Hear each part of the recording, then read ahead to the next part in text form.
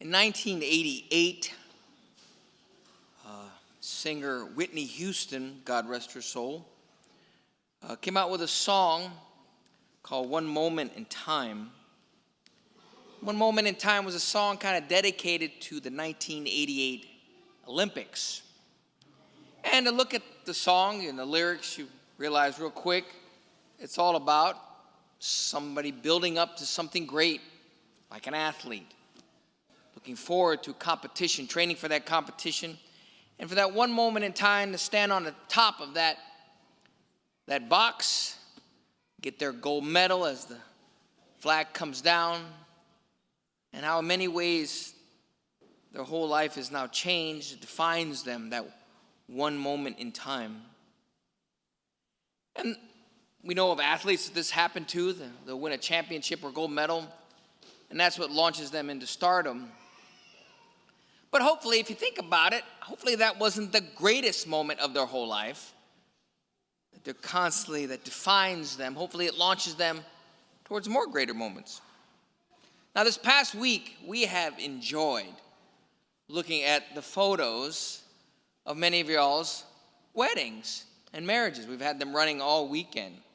They're absolutely stunning, beautiful. Some of them are funny, but I have enjoyed looking at them. That moment in time when many of you took vows, permanent vows to somebody else, and it launched you into a different life, into a different vocation. But just like that, many might say, well, that was the happiest day of your life, the day you got married.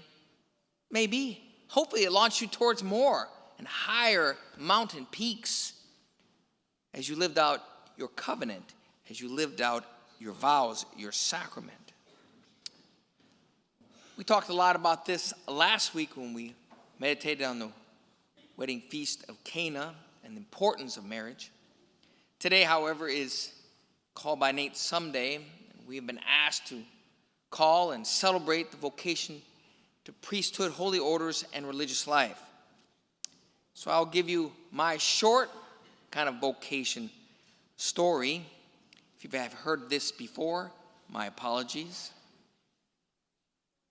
But like many of you, I was raised in a Catholic family, went to a Catholic school. Most of our neighbors were Catholic. They were Polish or Irish, Italian, Puerto Rican.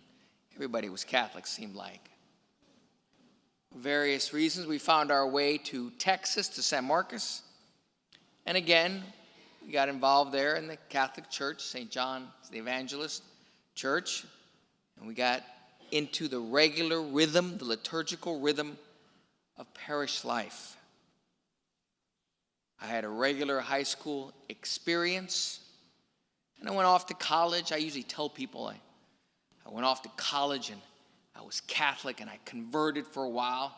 I became an idiot in college. I think that happens sometimes.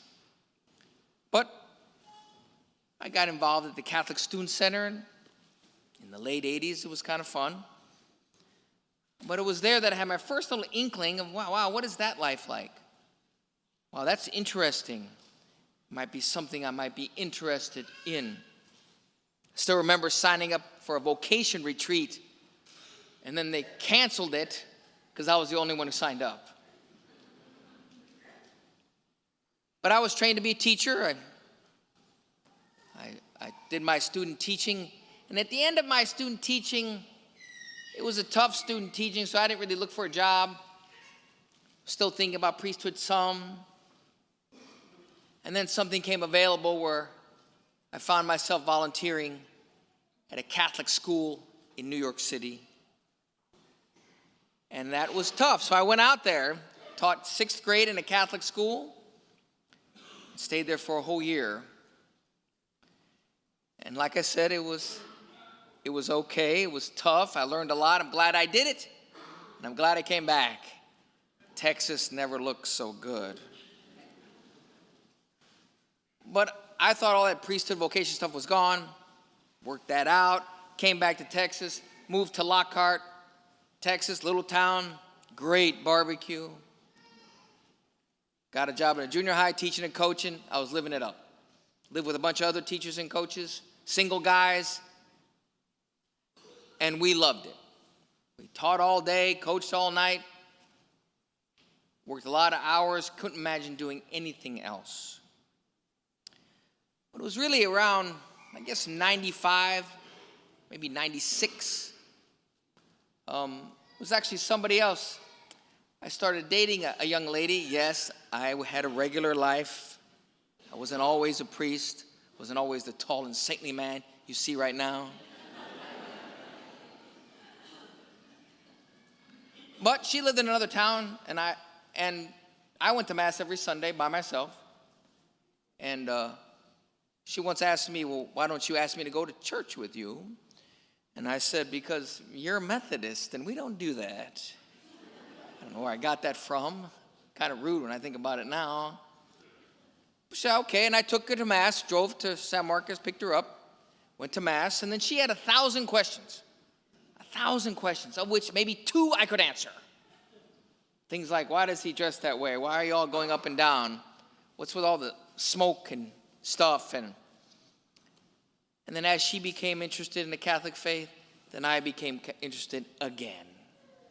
We began to catechize ourselves. Couldn't get enough books, magazines. Internet was just getting going. Radio especially had just started. There was 1 or 2 Catholic radio stations in the whole country. And I became excited again. Now, I started to think about priesthood again around that time. And as you can imagine, that relationship ended. And those things are hard when the relationships end.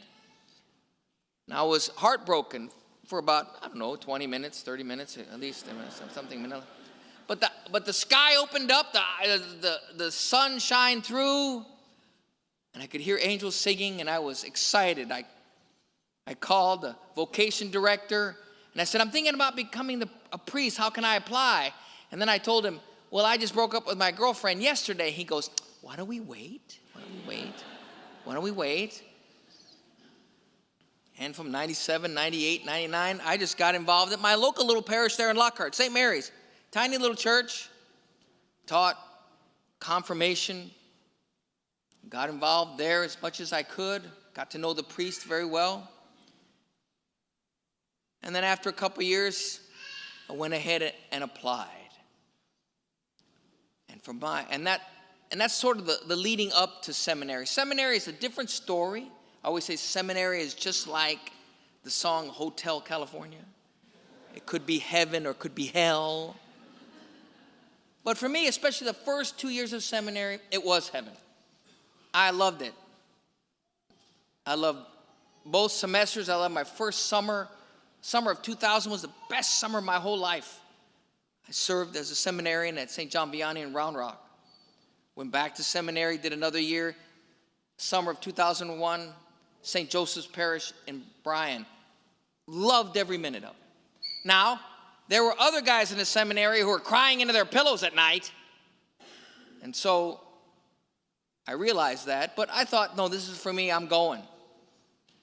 Then in 2001, I went to a different seminary, and it got harder. It was a little different time. That's when those towers fell and 9/11 happened. It's a little bit more somber. And then the next semester, 2002, that's when the scandal hit. And it was hard. And they would come to the seminary. They were doing background checks on us. Newspapers and news crews. Every time we turned on the TV, it was another awful story. So it was hard. But then I went on my pastoral year and loved it too much. Wanted to stay there, like Billy is here. Spent a whole year at the cathedral in Austin, got involved in everything, and I just love parish life. I love the regular rhythm of parish life. And then I went back to seminary, and I got ordained a deacon. Now, that's a short version, but the truth is, when I was ordained a deacon, that was the hardest thing. Because when I was ordained a deacon, I didn't know what I was getting into. Suddenly I took vows and promises, and I remember walking out, thinking, what did I just do? What did I just do? I took vows of celibacy, obedience, prayer, all of that. But then I started another assignment. I was a deacon for a year at St. Mary's in Brenham, and loved every minute of it.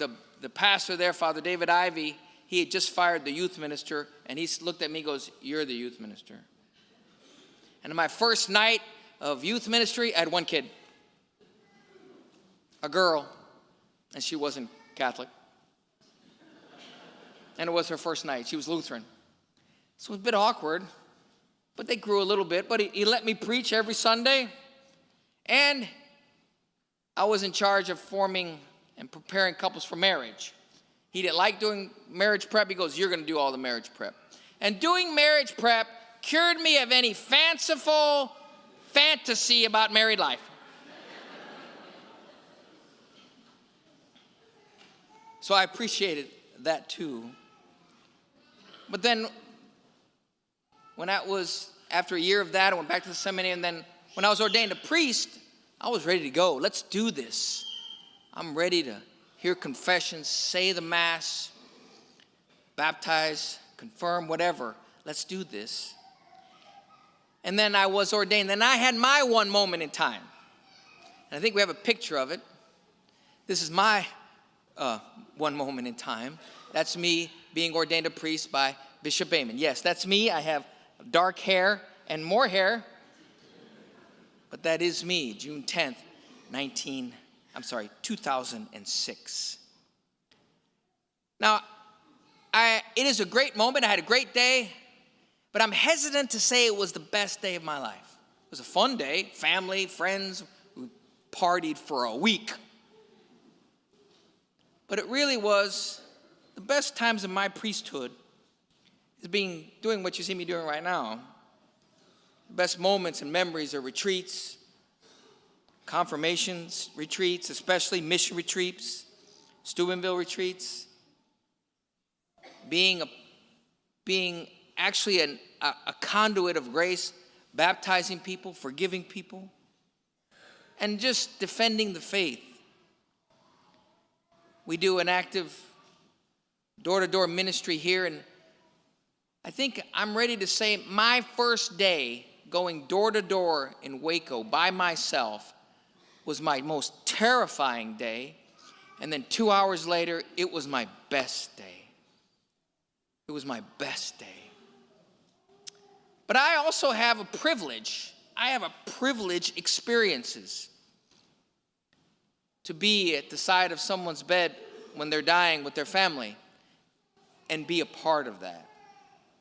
God is very thick in that. To guide a couple in marriage who's maybe their road to marriage was rough. Maybe they need multiple annulments. Maybe we put them through all of what we had from marriage prep. Maybe they had to move out. One had to become Catholic. I've been through those. And to be a part of that marriage, that wedding rite is a privilege. But I would also say some things like Friday was exhausting and awesome.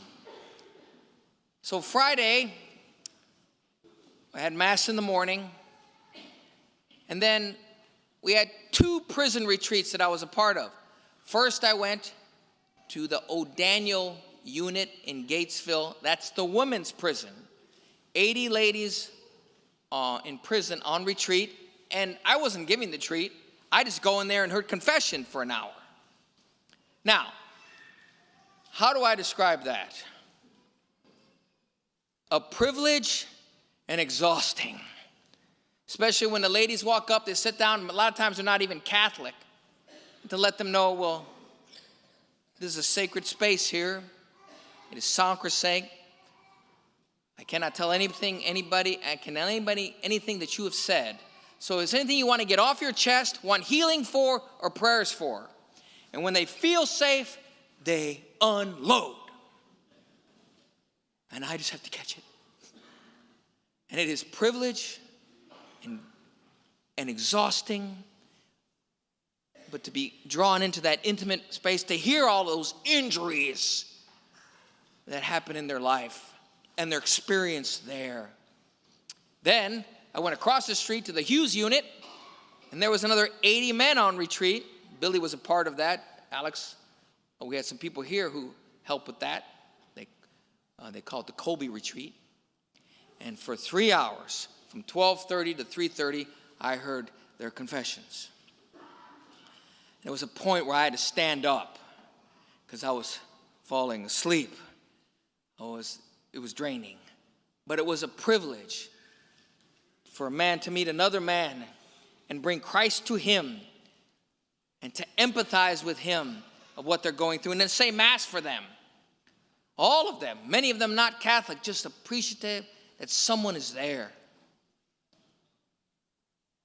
And I got home about 6:30 and collapsed on my recliner. But it was a good collapse. It was a rewarding one.